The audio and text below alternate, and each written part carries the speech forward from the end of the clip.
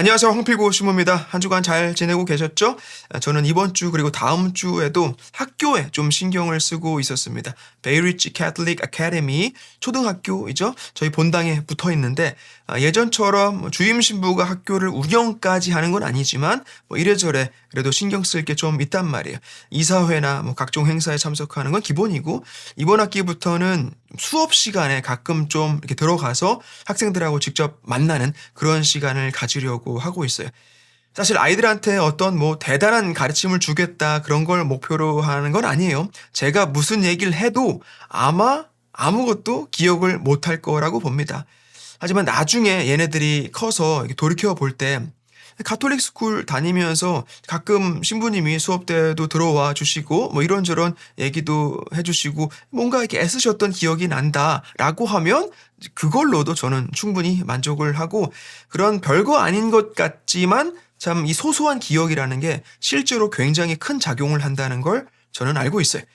제가 어디 선생님 출신도 아니고 교육 전문가는 더더욱 아니지만 교육이란 것의 중요성에 대해서 또 그 방향성에 대해서는 끊임없이 고민을 하고 있고 그런 부분에 대해서 우리 서로가 또 생각을 나누고 또 그럴 필요가 분명히 있는 것 같아요. 시대가 변하면서 특히 더.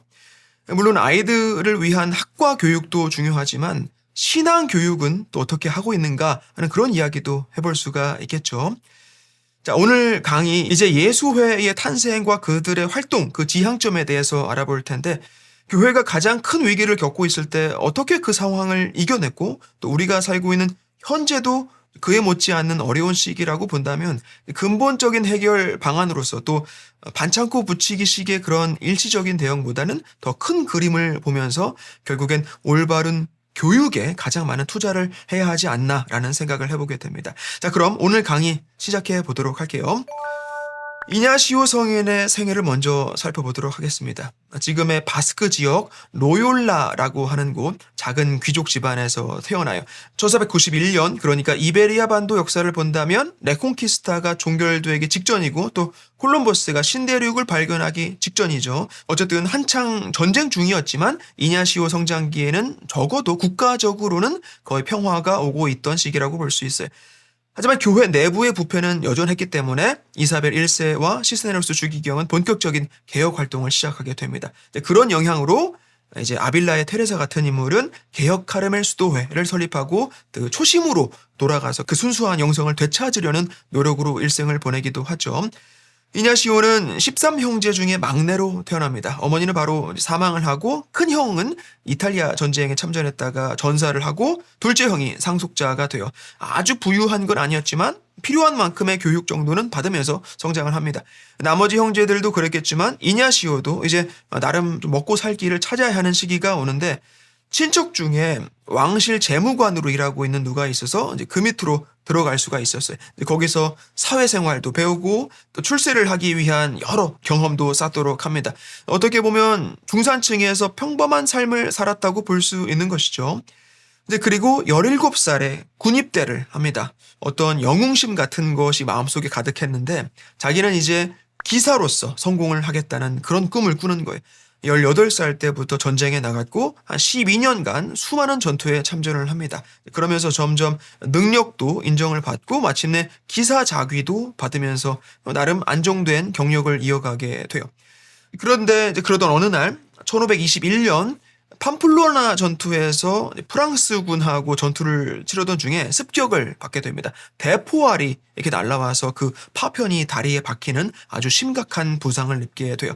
여러 차례 수술을 받지만 더 이상 군 경력을 이어가지는 못하게 되고 평생 살짝 쩔뚝거리는 신세가 됩니다. 그렇게 한참 동안 치료를 받고 회복을 하면서 얼마나 좌절감 또 상실 내가 무슨 잘못을 그렇게 했나라는 원망에 별의별 생각을 다 했을 거 아니겠습니까? 기사도 정신에 똘똘 뭉쳐서 어떤 영웅이 되어보겠다는 그 꿈이 한순간에 날아가 버린 거예요. 어쨌든 그 오랜 시간 심심하잖아요. 요새 같으면 영화도 보고 드라마도 보고 아니면 유튜브 보면서 어떻게든 하루 종일 보낼 수가 있겠지만 당시 같으면 병상에서 시간 때울 수 있는 게 책 읽는 일밖에 없는 거예요. 그래서 평소에 좋아하던 어떤 기사도에 관한 책이나 로맨스 소설 같은 거 좀 보고 싶다라고 하는데 집에 그런 게 없는 거죠. 그런데 그때 누가 책 한 권을 툭 던져주고 갑니다. 그게 바로 데비타 크리스티 1374년에 작세네 루돌프가 완성한 그리스도의 생애라는 책이었어요. 단순히 복음 내용의 예수님 삶 그 전기를 풀어놓은 것뿐만 아니라 교부들의 성경 주석, 또 영적인 또 윤리적인 가르침, 그리고 묵상에 관한 내용까지 담고 있는, 이를테면 묵상을 잘할 수 있는 구체적인 방법, 뭐 이런 것들도 나와 있는 책이었어요. 이 책이 이제 이냐시오 생애 전체를 걸쳐서 가장 큰 영향을 주게 됩니다. 아무튼 이때 이냐시오는 수도 생활에 대한 부르심을 받게 돼요. 기사로서 군주를 섬기고 사랑하는 여인과 아름다운 삶을 나누는 그런 이상은 무너졌지만, 어쩌면 그 부상이라는 계기로 전혀 다른 삶을 꿈꾸게 된 것이죠. 그래서 그 전장에서 날아온 대포알이 이냐시오의 다리를 그렇게 부수어 버렸지만, 그 동시에 이냐시오의 세속적인 삶 그 자체까지 산산조각 내버렸던 거예요. 아무튼 그렇게 이냐시오는 이제 군주를 섬기고 여인을 사랑하는 기사의 삶이 아닌 하느님을 섬기고 교회를 사랑했던 과거의 성인들의 삶을 통해서 기사도 그 이상의 어떤 기쁨과 평화를 꿈꾸게 됩니다. 그렇게 이제 어느 정도 회복이 되고 이냐시오는 우선 성지 순례를 떠나요. 예수 그리스도께서 죽으시고 부활하신 그곳을 찾아가서는 자신의 지난날을 참회하고 완전히 새로운 삶을 살겠다고 다짐을 합니다. 그러던 어느 날 문득 성모님과 아기 예수님 환시를 체험하게 되는데, 그것이 이냐시오에게는 어떤 커다란 위로가 됐다고 해요. 그렇게 자신의 성소에 대해서 더더욱 큰 확신을 얻게 된 것이죠. 그리고는 그 길로 몬세라트라는 곳에 베네딕토 수도원으로 피정을 갑니다. 몬세라트 들어보셨나요? 바르셀로나 혹시 가보신 분들 아실 텐데, 이 북서쪽으로 1시간 정도 이렇게 올라가면 몬세라트, 톱니 모양의 산이 나옵니다. 십자군 전쟁 시기 언제쯤에 은수자들이 모여 살았다는 기록이 있고, 880년경으로 거슬러 올라가면 검은 성모님 조각상 발견된 것이 보존이 되어 있어요. 12세기에 마리아 발현지로 소문이 또 퍼지면서 유럽 전역에서 엄청나게 많은 순례자들이 방문을 오기도 합니다. 지금도 바르셀로나 여행객들이 한 번씩 이렇게 와서 높은 산의 경치도 보고 거기에 유명한 소년 성가대 노래도 듣고 그래요. 저도 이제 몇 번이나 가본 적이 있고, 2020년에는 여기서 피정을 한번 해보고 싶어서 예약까지 다 했었는데 무슨 일이 있었죠? 팬데믹이 오는 바람에 아쉽게 취소했던 적이 있어요.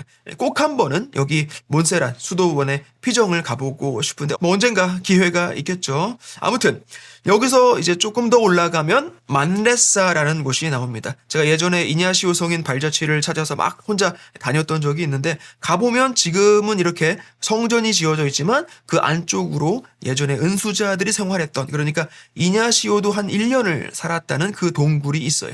이냐시오는 여기서 이제 영적인 극기 생활을 하고 이제 그렇게 자신이 체험한 것들 쫙 정리를 해서 어떤 영성 수련 안내 교본 같은 걸 쓰게 됩니다. 그게 바로 그 유명한 spiritual exercise, 영신 수련이에요. 지금도 우리가 어떤 영적인 훈련을 하고자 할 때 반드시 한 번은 보게 되는 고전 중에 하나이죠.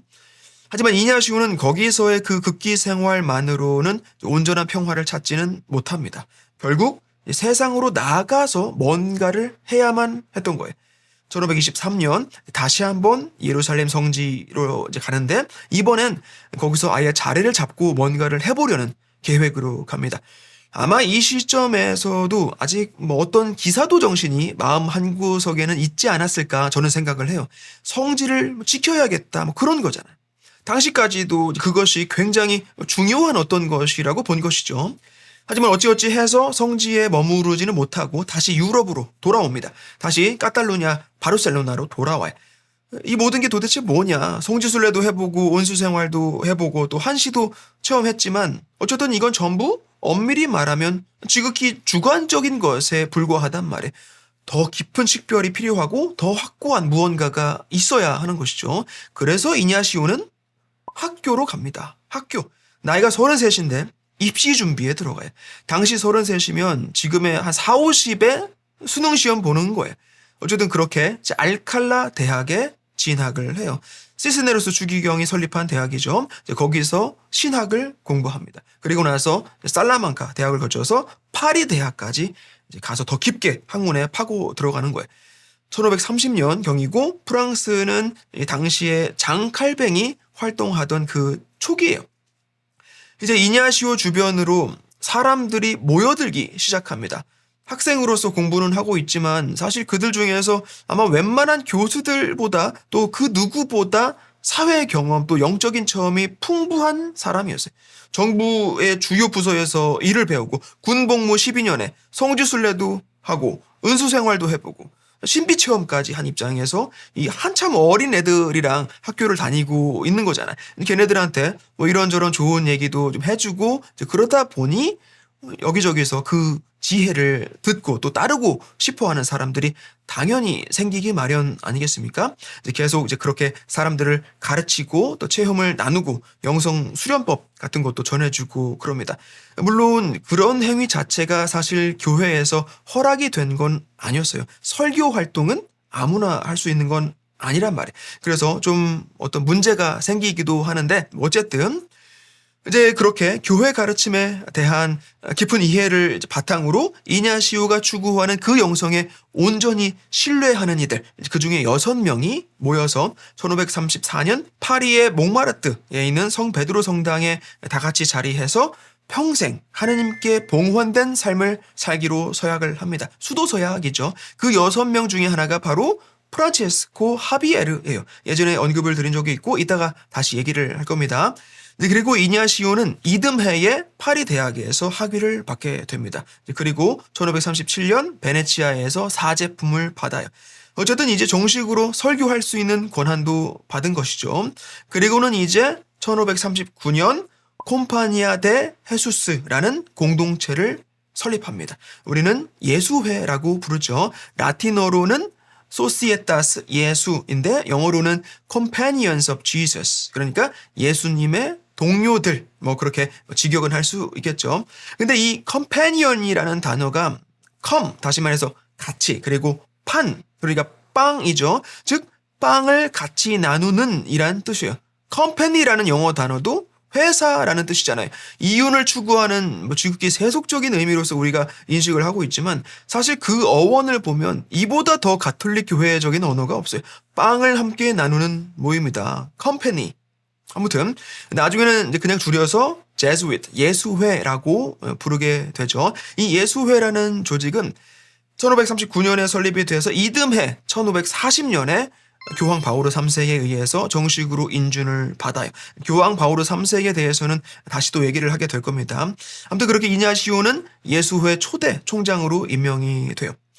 하지만 아직도 이냐시오는 예루살렘에서 활동을 하고 싶어 해요. 뭐 여전히 성지에 대한 어떤 그런 게 있는 거예요. 근데 당시 이탈리아 전쟁 때문에 아예 가질 못합니다.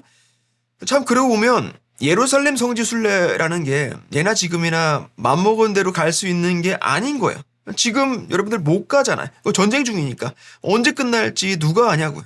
그래서 성지순례는 일단 길이 열렸다 하면 바로 가셔야 돼. 우물쭈물 하다가 평생 못 간다고. 아무튼 그래서 이냐시오는 우선 이탈리아 내에서 혹은 유럽 안에서의 활동에 방향을 두기로 합니다. 이건 제 개인적인 생각인데 하나님께서 이냐시오를 당신의 도구로 쓰시겠다라고 마음을 먹으셨다면 당시에 이냐시오를 예루살렘으로 보내실 이유가 없어요. 당시 상황에서 보면 예루살렘이 무슨 의미가 있냐고요. 지금 로마가 엉망진창인데 또 독일, 프랑스 또 크게 보면 유럽의 전력을 다 써도 모자랄 판이란 말이에요. 어쨌든 이건 제 생각이고 성령께서 그때 이냐시오를 아주 잘 인도하셨다고 저는 생각을 해요. 그래서 이냐시오랑 예수회가 유럽에서 뭔가를 한다고 했을 때 어떤 일들을 추진하게 되느냐. 우선은 교육, 영성 지도, 또 자선, 즉 가난한 이들을 돌보는 일, 이런 사업을 초창기에는 계획을 합니다. 그것이 예수님 가르침이고 또 교회가 해야 할 일들이니까. 그래서 제 생각에 그때까지도 예수회의 어떤 방향성이 아주 확고하게 잡히진 않았다고 보여져요. 그것이 계속해서 이런저런 활동을 하면서 점차적으로 자리를 잡게 된 것 같아요. 그래서 3가지 활동으로 이제 주로 하게 됩니다. 우선 교육, 학교들을 세워서 정통 신학과 영성을 가르친다. 그리고 선교, 그리스도교 신앙을 비신자들에게 전한다. 그리고 마지막으로 개혁, 가톨릭 개혁이죠. 특히 개신교 신앙 확산을 저지하고 교회 분열을 막는다라는 그런 지향을 두고 다양한 활동을 합니다. 그래서 이런 예수회만의 사명을 성공적으로 수행하기 위해서 일반적으로 수도서약이라는 게 청빈, 정결, 순명 이렇게 세 가지이지 않습니까? 초기 수도 공동체부터 내려온 어떤 전통인데 예수회에서는 여기에 한 가지를 더 추가를 해요. 바로 교황에게 절대 복종. 복종이라고 하니까 좀 그런데 그 순명이라는 덕목을 그 어느 집단보다 더 엄격하게 강조를 하는 거예요. 예수회 조직 내에서도 아주 수직적인 그 조직 체계를 고수하고 무엇보다 예수회는 교황에게 순명하면서 교회가 필요로 하는 그 어디로든 어떤 일이든 목숨을 바쳐서라도 해낸다라는 그런 정신으로 무장을 하도록 합니다. 거의 뭐 군대 같은 그런 자세를 갖는 것이죠.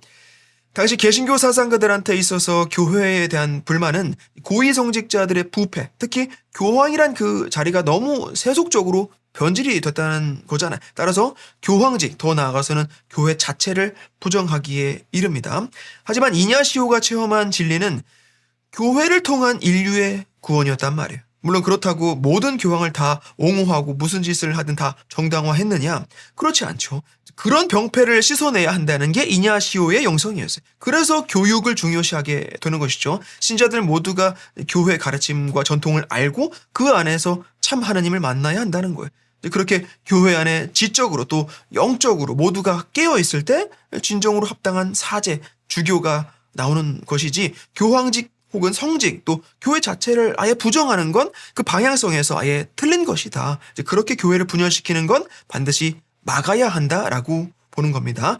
그래서 이런 상황에 예수회가 최우선으로 삼게 된 소명은 바로 교회를 지키는 것. 따라서 교회와 교황에 대한 순명은 예수회의 어떤 정체성 같은 것으로 자리하게 되는 것이죠. 이제 모든 예수회 회원들은 그러니까 예수회 수사들은 아주 강도 높은 영성 훈련을 받고 신학을 깊게 공부하고 그리고 순명의 덕을 따르도록 합니다. 장상에게 그 순명은 말할 것도 없고 교황에 대한 순명, 즉 교회에 대한 순명을 아주 극도로 중시하는 거예요. 즉 교황의 기사단, 교회의 기사단이나 마찬가지인 것이죠. 이 시기가 트리엔트 공의회를 소집하려고 막 준비하던 때이고 교회 쇄신에 앞장섰던 그 개혁 교황들의 그런 뜻을 가장 효과적으로 충실하게 수행해 줄 든든한 힘이 바로 예수회였던 거예요.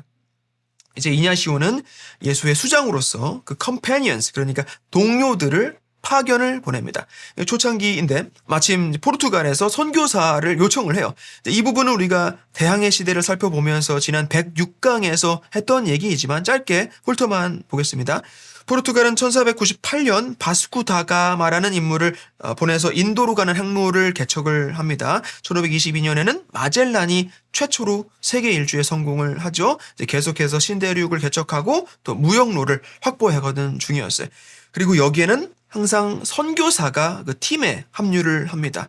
이교도들에게 복음을 전한다는 명목도 있지만 우리가 중세를 얘기하면서도 배웠듯이 당시로서 가장 가방 끈 긴 사람들은 다 사제 또 수도자들이에요. 항해팀에서 어떤 브레인 역할을 해줄 수 있는 사람이 꼭 필요했다는 것이죠. 어쨌든 포르투갈은 이제 인도랑 직거래를 할 수가 있게 됐는데 예수회에 선교사를 보내달라고 요청을 하고 이때 이냐시오가 프란치스코 하비에르를 보내줍니다. 예수의 초창기 멤버이죠. 이냐시오보다 나이가 15살 젊어요. 1540년 예수회가 인준을 받고 그 이듬해에 바로 하비에르는 인도로 떠나게 됩니다. 인도 고아에 도착을 해서 이제 거기에 학교도 짓고 교육도 선교 활동을 아주 활발하게 해요. 그리고 어느 정도 성과를 내고서는 이제 일본으로 갑니다. 그리고 중국까지도 가요.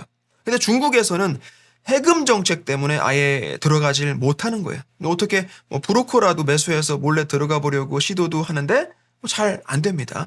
전전긍긍하다가 결국 46세 젊은 나이에 열병에 걸려서 사망하게 돼요. 아주 나중에 시성이 되죠. 이제 이 다음 세대 예수회 선교사 중에 대표적인 인물이 바로 마테오 리치예요. 역시 해금 정책 때문에 중국 땅에 발을 딛는 것 자체가 불가능했는데 일단 마카오까지는 갑니다. 마카오는 이미 뭐 동서양 교육의 중심지였죠. 근데 가서 보니까 중국이란 나라는 아메리카, 아프리카랑은 차원이 다른 거예요. 거의 모든 면에서 월등하게 뛰어나고 무역도 사실 유럽인들이 더 애간장이 타지 이들은 그렇게 뭐 막 아쉽고 그 정도가 아닌 거예요. 땅덩이가 워낙 크잖아요. 지금도 비슷하죠. 다른 나라들에서 중국 시장을 탐내하지 중국은 웬만한 건 다 자급자족이 된단 말이에요. 어쨌든 근데 학자들은 다르죠. 학자들, 과학자들은 어디 가나 똑똑하면 똑똑할수록 더 궁금한 게 많아요. 미지의 세계나 그들이 모르는 다른 이들만의 문화 또 지식에 대해서 더 알고 싶어 한다고요. 다행히 마테오 리치는 아주 박식한 예수회 회원이었어요. 변호사 출신의 신학, 철학뿐만 아니라 수학, 천문학, 다양한 과학 분야에도 아주 조예가 깊었다고요. 보통 선교사가 아메리카 또 아프리카로 가면 하층민부터 선교를 시작한단 말이에요. 복음 메시지가 그렇잖아요. 예수님께서 가난한 이들, 소외받은 이들, 병든 이들을 위해서 오셨다. 첫째가 꼴찌되고 꼴찌가 첫째 된다. 뭐 그러니까 이제 이게 마음에 확 와 닿는단 말이죠. 근데 마테오 리치는 아예 반대로 상류층의 그 학자들, 또 엘리트들을 먼저 공략이라고 하면 좀 그렇지만 아예 접근 방향성을 다르게 가지고 가는 거예요. 서양에서 왔다는 사람 하나가 있는데 자기네 종교를 막 무턱대고 강요하거나 또 장사 속으로 다가오는 게 아니더라. 우리 전통도 다 인정해 주면서 이 사람한테는 배울 것도 참 많더라 라는 생각을 심어주는 것이죠. 결국 이게 소문이 많이 나서 황실에까지도 갑니다. 가서 유럽 지도도 보여주고 천문대 설계 기술도 주고 그러는 것이죠.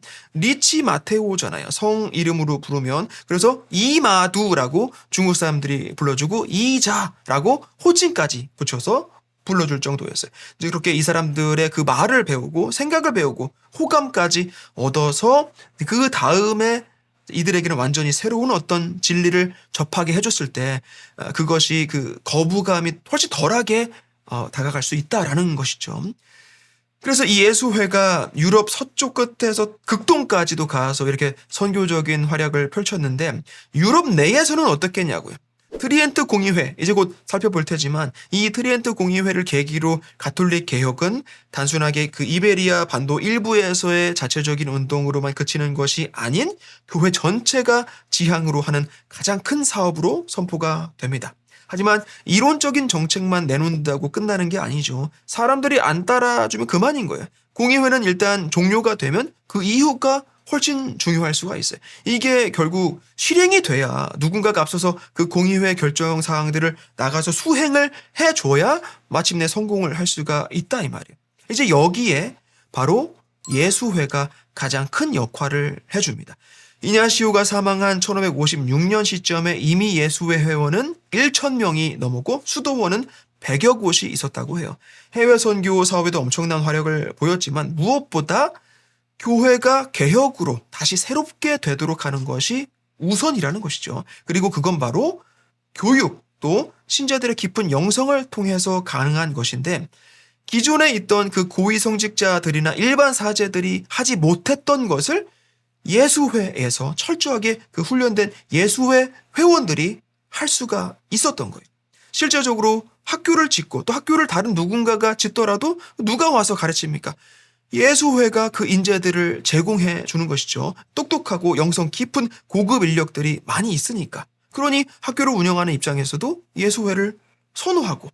그래서 그 창립자 이냐시오가 예수회를 만들었을 때만 해도 성지를 지키는 어떤 기사단 또 가난한 이들이나 병자들을 돌보는 그런 방향성을 가지고 출발을 했지 않습니까? 근데 성지가 지금 문제가 아니다라는 걸 깨달았고 또 빈민 사목을 위한 수도 공동체들은 그 무렵에 꽤 많이 생겨나고 있었단 말이에요. 그렇다면 예수회만이 할 수 있는 일, 가장 당시로서 교회가 필요로 하는 일이 무엇이 있을까라고 했을 때 그건 바로 교육 그리고 영성 지도였다라는 것이죠. 하층민들을 위한 사업이 한편에서는 한창이었고 아주 중요한 일이지만 예수회는 오히려 좀 상류층 교육과 그들의 신심에 집중을 합니다. 초등교육부터 대학까지 다. 학과 수업부터 영성지도 또 고해성사까지 결국 사제, 수도자, 주교들은 대개 귀족층에서 나오는데 애초에 이들의 신심 또 인성을 올바른 방향으로 이끌어주는 것 그것이 바로 개혁이라는 것이죠. 그리고 뿐만 아니라 예수회는 예술 분야를 통해서도 개혁에 도움이 된다라고 봅니다. 교육, 또 영성지도, 선교뿐만 아니라 할 수 있는 거 다 하는 거예요. 연극에도 투자를 하고 바로크 미술 또 건축 발전에도 상당히 기여를 합니다. 나중에 바로크 미술에 대해서 배울 때 조금 더 자세하게 이야기를 할 거예요. 오늘은 일단 이 정도만 언급하고 넘어갑니다. 이제 그리고 그렇게 예수회의 그 엄청난 영향력이 계속 이어지느냐? 그렇지는 않아요. 일본에서 또 중국에서의 선교 사업은 이제 끝으로 가면 그렇게 성공적이지 않은 결과로 마무리가 됩니다. 일본에서는 도요토미 히데요시 박해가 있었죠. 선교사는 다 추방을 당하고 가톨릭 금지령이 내려져요. 영화 사일런스가 이 시기를 배경으로 하고 있는데 한 번쯤 보실 만한 영화이고, 중국에서는 예수의 선교사들을 학자로서 인정하고 또 서로 깊은 교류도 나눴던 건 맞는데 그게 결국에 가서 선교로서 어떤 결실을 맺지는 못해요. 이게 어쩌면 21세기 현대인을 개종시키는 혹은 회심하도록 유도하는 일만큼 어려웠을 거라고 저는 봅니다. 그만큼 고도의 문명이 발달된 곳에 신앙이 자리하기란 쉽지 않다는 얘기죠. 그리고 모든 분야와 각계 전반의 예수의 회원들이 다 들어가 있단 말이에요. 분명히 대단한 영향력을 가진 것이고 한편으로는 권력이 될 수 있는 것이죠. 위험할 수 있다라는 거예요. 다른 집단에서 그냥 두겠냐고요. 예를 들어서 예수의 선교사들이 중국 사람들 그 제사 지내는 거 어떤 문화로 봐주고 그러는데 그거 이단을 인정하는 거다. 현지화 전략도 좋지만 너무 지나치다. 뭐 그러는 거예요. 그리고 아메리카 식민지에서는 포르투갈, 스페인 본국보다 원주민들 편에 서주고 그랬던 것이 결국 이 기득권 입장에서는 상당히 불편할 수밖에 없는 것이죠. 그래서 18세기 후반에 가면 포르투갈, 프랑스도 스페인에서 예수회가 다 퇴출을 당하게 됩니다. 1773년에는 클레멘스 14 교황 명령으로 예수회가 완전히 해체가 돼요.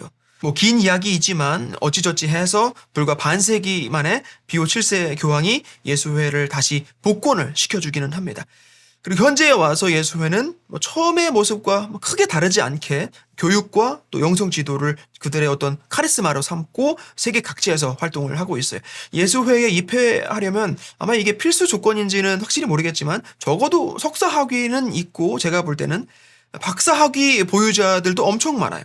선교사들도 많지만 거의 다 학자들이에요. 혹은 영성가. 제가 대신학교 있을 때 제 영성지도 시모님도 예수회 시모님이셨어요. 제가 산티아고 순례길 갔다가 이냐시오 성인의 그 발자취 찾아다녔던 것도 다 그 시부님한테 영향을 받은 거라고요.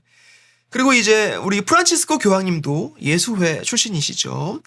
또 그 예수회 30일 피정 프로그램이 굉장히 유명한데 언젠가는 저도 한 달을 통으로 쉴 수 있을 때 아마 안식년이나 돼야 가능할까 싶은데 언젠가는 그 깊은 영신수련 과정을 들어가 보고 싶은 마음이 있어요.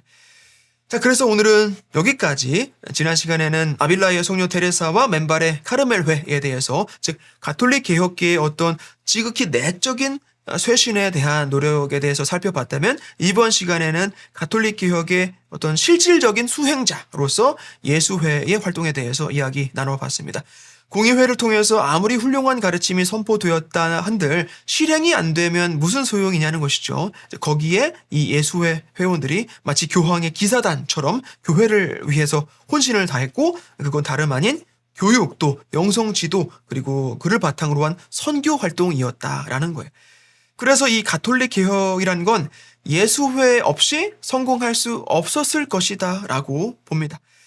그리고 그런 예수회를 설립한 이냐시오 성인의 생애, 특히 어떻게 이냐시오가 회심하게 되었는가를 들여다보면서 한 가지 덧붙여 말씀드리고 싶은 게 있는데, 성인들의 회심 사건을 중요하게 본다라는 건 물론 이 교회사에서는 주로 역사적인 인물로서 다소 중점적으로 보게 되긴 하지만 성인들의 삶을 우리가 깊게 들여다보는 이유는 예수님께서 우리에게 초대하시는 그 길을 우리의 눈높이에서 볼 수 있다라는 거예요. 무슨 말이냐?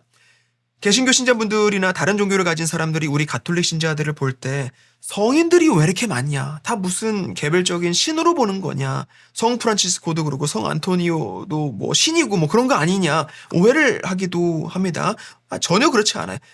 핵심은 그 성인들도 우리와 다르지 않았다. 다 죄인들이었고 마치 이냐시오 성인이 대포화를 맞은 것처럼 깨지고 부서지는 경험으로 평생을 살았다. 하지만 결코 주님을 떠나지 않았고 끊임없이 회심했다. 그리고 그렇게 성인이 된 것이다. 그러니 우리도 성인이 될 수 있고 되어야만 한다라는 거예요. 이게 가톨릭 신앙에서 우리가 성인들을 공경하고 성인들의 삶을 묵상하는 이유예요. 만에 하나 조금이라도 성인들을 신격화한다든지 하는 그런 미신적인 태도나 이해를 가지고 계신 분이 있다면 그건 가톨릭 가르침은 아니에요. 오늘의 내용에서는 조금 다른 이야기이지만 성 베드로, 바오로, 아우구스티누스, 프란치스코 등등등 성인들 많죠. 또 이번 강의 중에 이 이냐시오의 회심 사건까지 보면서 이번 기회에 제가 여러분들께 드리고 싶었던 이야기들 중에 하나 이렇게 나누어 봅니다. 아주 빙산의 일각 말씀드린 건데 언젠가는 제가 아주 신랄하게 한번 얘기할 날이 올 거예요. 언젠가 한 번은 합니다. 가톨릭 신자들 사이에 존재하는 그 수많은 미신들, 여러분 잘 알아들으셔야 돼요. 가톨릭 교회의 미신이 아니라 가톨릭 신자들의 그 미신적인 행위들. 여러분들 남 얘기가 아니에요. 바르고 건강한 신앙생활 하셔야 합니다. 자, 그럼 다음 시간에도 계속해서 가톨릭 개혁 이어서 가보도록 하겠습니다. 한 주간 행복하시고 다음 주에 비슷한 시간에 뵙도록 할게요. 고맙습니다.